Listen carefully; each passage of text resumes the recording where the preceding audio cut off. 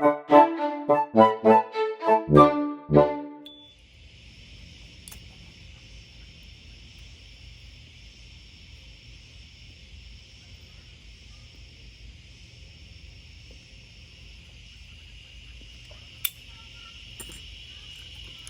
back, Pipers. Hobbiton Piper Kevin here, coming to you from the heartland of America in Missouri. Let's just relax and share a bowl today.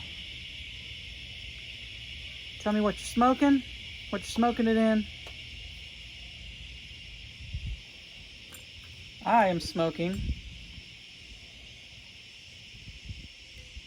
Capstan Blue today out of my Savinelli 601 Black Rusticated Churchwarden.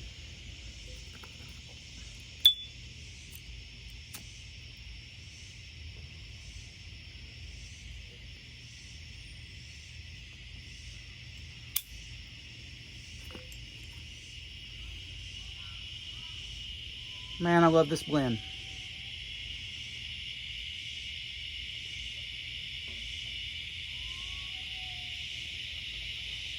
Reminds me of so many good things. Reminds me of Tolkien, of course, but it's also a trip back to my grandmama's house. If you haven't seen the Capstan Blue review that I did, I'd love for you to go listen to that.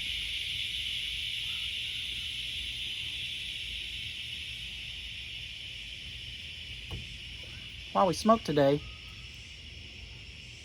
I wanted to take a little time to answer a question that Naomi, Sunflower, I'll leave her link in the description, asked me as a part of her 500 sub celebration, which, by the way, I think we're inching towards a giveaway of our own very soon, so subscribe, because when I do that, I want that box of goodies I send out to go to one of my subscribers. So be sure you're subscribed, because that'll be coming up pretty soon, I think.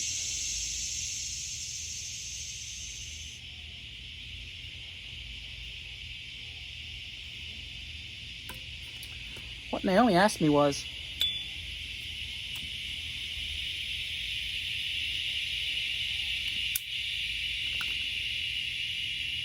what got you into Tolkien and Lord of the Rings? What got you into that fantasy world, and what is it about it that you really love? And why do you think others should explore that world? So let's talk about that while we smoke today.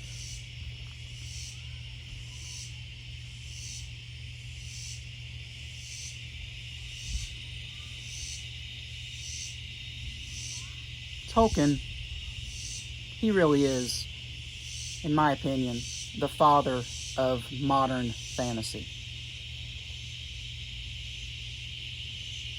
And I think he knew if he was going to create a believable world that we could all get lost in, that it was going to have to be really highly detailed.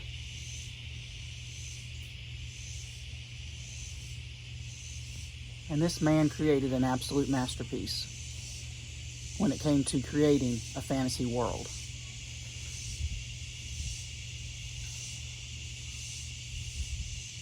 He knew if we were going to get lost in it, it had to have an intensely detailed geography.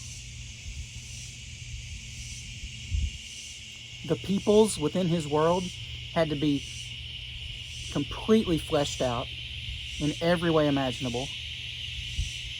And we're talking about distinct cultures. We're talking about languages. We're talking about, in many cases, their own alphabet.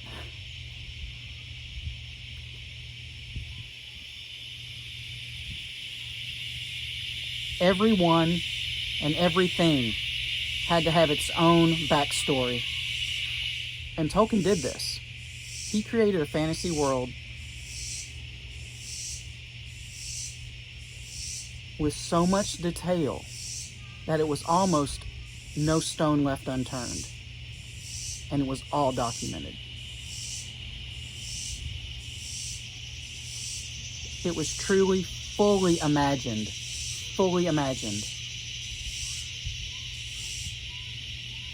to every possible detail.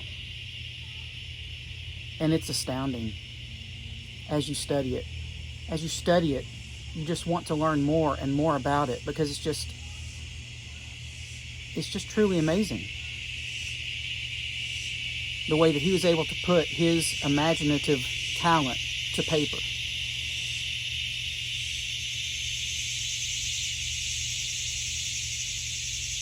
And we're not just talking about races of men, races of humans. We're talking about fantasy races. Elves, dwarves, Ents, trolls, hobbits.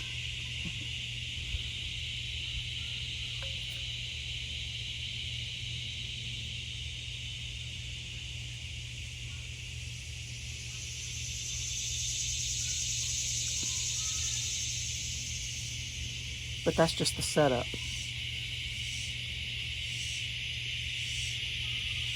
That's just the backdrop. That's just the moving pieces.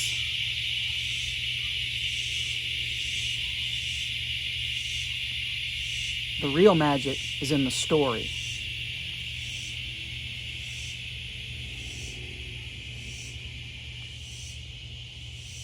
Yes, it's a story of good versus evil, but it's so much more than that.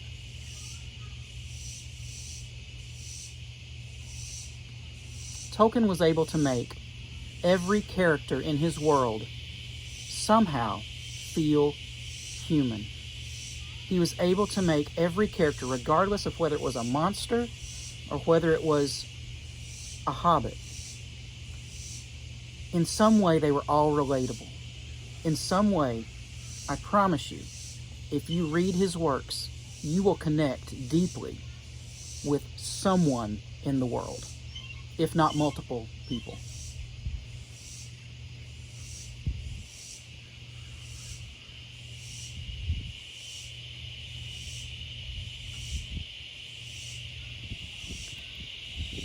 For me, this story has gotten me through some really difficult times in my life.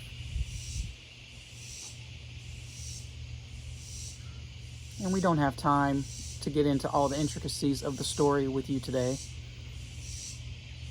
But in a nutshell, the story is about an all-powerful artifact, a ring.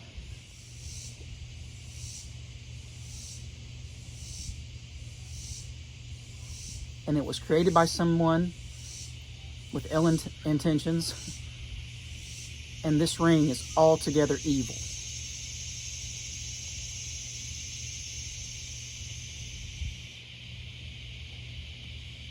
Well, at the point of the story that most of you know when it comes to The Hobbit and The Lord of the Rings,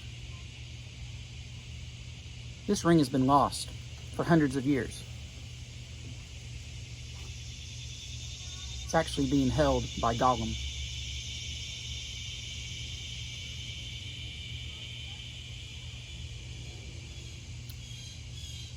Most creatures or men or anyone of any race that came upon this ring would quickly be consumed by its evil and would use the power that this ring would imbue them with for selfish gain. Well, Bilbo, a hobbit, comes into contact with this ring and takes it. And he takes it back to the Shire. He's just a hobbit, enjoying his life at the Shire.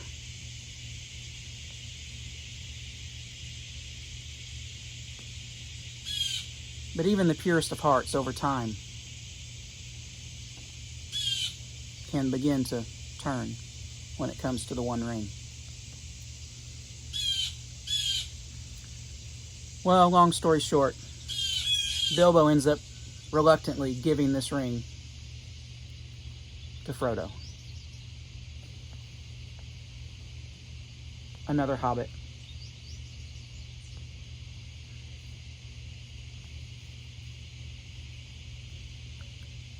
But it's about this time that Gandalf realizes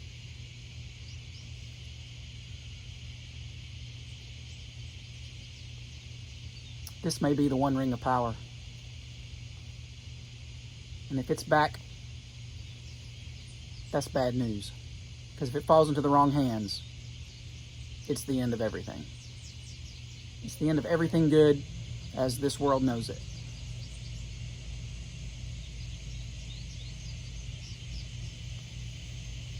So an epic quest begins to destroy this One Ring. And there's only one place that can happen. And that's in the heart of the most evil place in the world.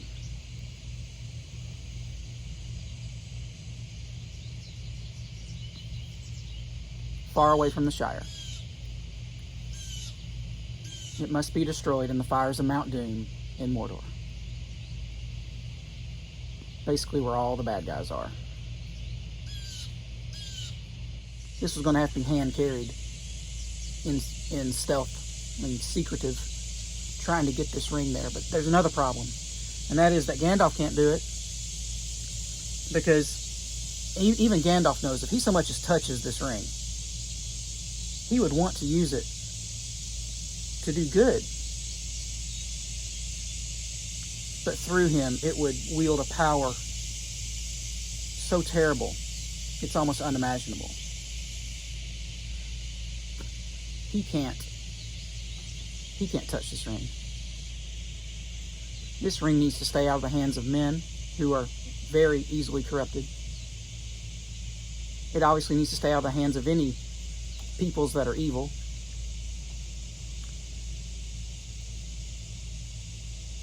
The only chance they've got is for this ring to stay in the hands of the purest of all races. The ones who are the most content. The ones who enjoy a simple life. It needs to stay in the hands of a hobbit. And they need to help that hobbit get to Mount Doom.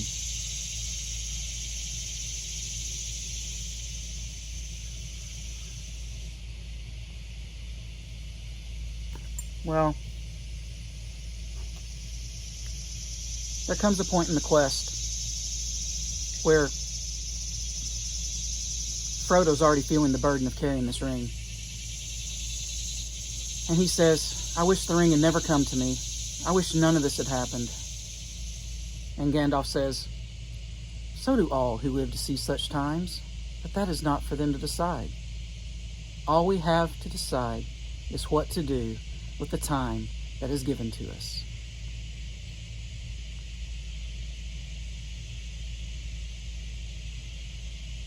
That phrase has helped to get me through some very serious, tough times in my life. Because there's going to be points in your life where you're carrying a burden, much like Frodo was carrying the burden of that ring. He didn't want to. He had to. And he knew he had to. And he knew he couldn't do it alone. He had to have friends. He had to have people that would help. And he found those friends. Those friends rallied around him and helped him with this quest.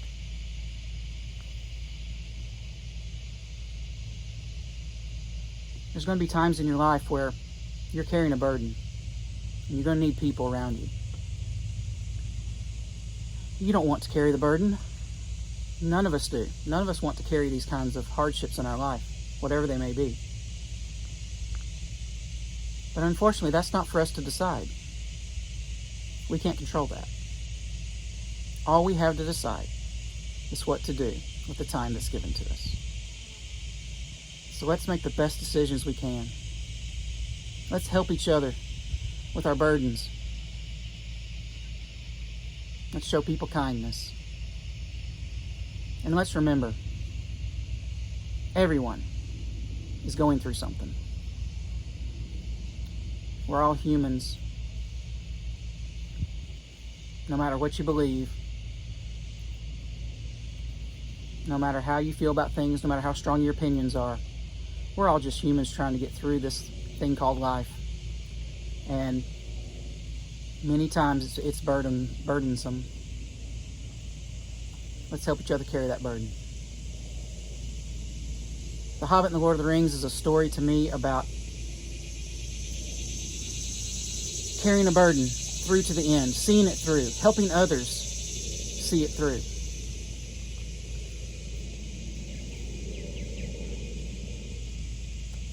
I think everyone can benefit from reading it and getting to know it. Beyond that, Naomi, every fantasy piece of work since has been influenced by Tolkien. It's been influenced by his work and his vision. So if a person is interested in fantasy at all, I think they should explore Tolkien's works. Thanks so much for sharing this bowl with me today. I ran a little long. I usually try to keep these around 15 minutes, but this was a great topic, and I enjoyed talking about it with you. I hope you enjoyed your smoke, were able to relax, and we'll see you again next time.